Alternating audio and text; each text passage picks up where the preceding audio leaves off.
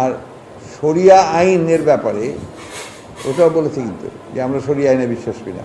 আমাদের সংগঠন পড়ে দেখবেন শরিয়া আইন বিশ্বাসের তো কথার ব্যাপারটা নাই কোথাও। আমরা তো ওনারা চান ওনারা করুক, ওনারা শরিয়া আইন করতে চান।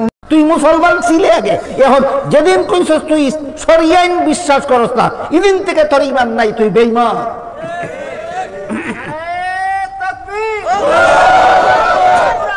তাফসীরের কিতাবে মুফাসসিরিনে কেরাম লিখেছেন, আল্লাহর বিধান মতে যারা দেশ শাসন করে না, এদের প্রাথমিক অবস্থা দুইটা। এক নম্বর, তুমি শরিয়া আইনে বিশ্বাসী না অবিশ্বাসী ঠিক করো।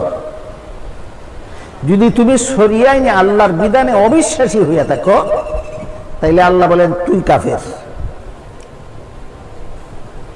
যে শরিয়া আইনে অবিশ্বাসী হইয়া দেশ শাসন করে তারে আল্লাহ কাফির দিছে।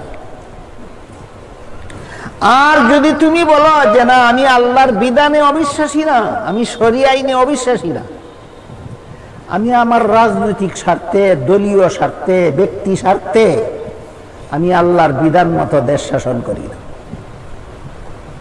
বলেন আল্লাহর বিধানে অবিশ্বাসী না লঙ্ঘনকারী? লঙ্ঘনকারী, অবিশ্বাসী না। এই কথাটা বোঝার জন্য একটা উদাহরণ দেই। আমি আগেই বলেছি আল্লাহ কোরআনে বলেছেন 5 বেলার নামাজ সমস্ত মুসলমানদের জন্য ফরজ, এটা আল্লাহর বিধান। আপনারা সবাই কি বিশ্বাস করেন আল্লাহর বিধান মতে 5 বেলা নামাজ কার কার জন্য ফরজ? সমস্ত মুসলমানদের জন্য। বর্তমান সমাজের শতকরা 80 জন মুসলমানে এই ফরজ আদায় করে না।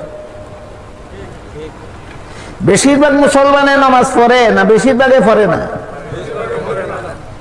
তাইলে এরা কি বলে যে আমরা নামাজ ফরজ বিশ্বাস করি না? হ্যাঁ হ্যাঁ বিশ্বাস করে।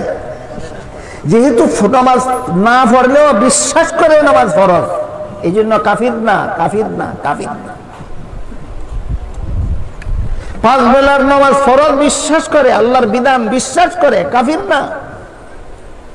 পড়ে না, ফাসিক, পাপিষ্ট।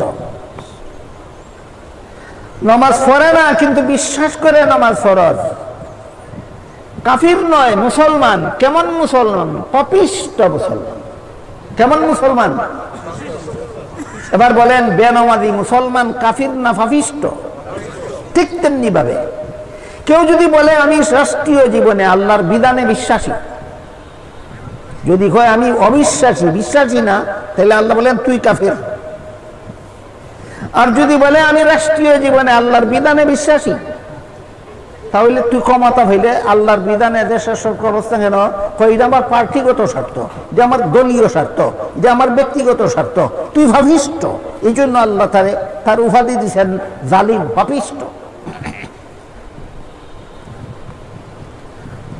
এমন পাপিষ্ট যেই দেশ শাসন করবে, বিশ্বাস করে আল্লাহর বিধানে দেশ শাসন করা ফরজ, তার ফরজ দলের স্বার্থে, রাজনৈতিক স্বার্থে।